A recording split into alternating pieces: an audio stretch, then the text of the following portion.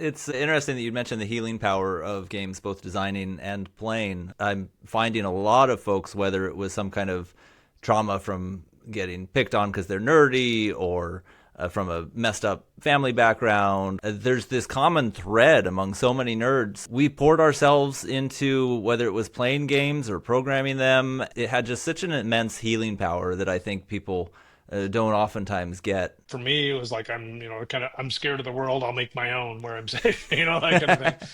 But I Yeah. mean, they have a healing power beyond that because in 2010 I had a stroke Oh, wow. and I actually lost I don't know droop Hmm. on this side and lost muscle control and then I had to relearn that. It was like I have to relearn my hand and the iPad had just come out and I said my friends are, what can we do? What can we do? And just like, if you want to do something, chip in for an iPad, I have a phone, so why would I buy one of those?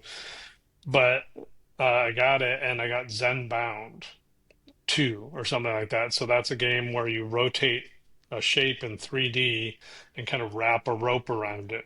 And that's all you do. And it kind of just like have to completely wrap it and then it's done. So that was like the rehab I was doing, physical therapy was like you're just picking up these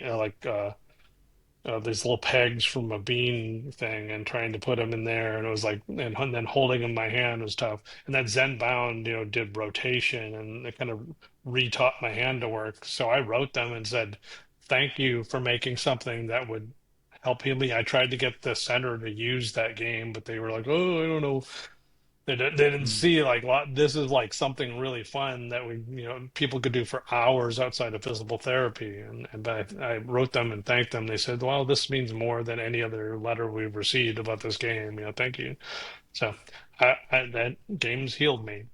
Yeah, I think there's a lot more aspects too that have yet to be researched. I know my father-in-law, before he passed away, for several years, when he would come over in his early 80s, I'd have him play Tetris, and he already had cognitive decline, and that was Yeah. one game that he excelled at. The And same with my dad. He had Alzheimer's, and I got him to play Brain Age. I got him a mm, DS, and I got him to play Brain Age for a while, and that helped for a while. So, yeah, yeah, there's something there. even if there isn't a physical or neurological thing going on with somebody, just being stressed. If I didn't pour myself into video games Friday afternoons, it would, Yeah. because Well, yeah, when you're ooh, controlling things, there's so many yeah. different elements that you need to focus on that you have to have that hyper focus, and you aren't thinking about the stressful stuff. I think my wife is finally starting to understand that a little bit, and Yeah. that I'm not just goofing off and playing games for no reason.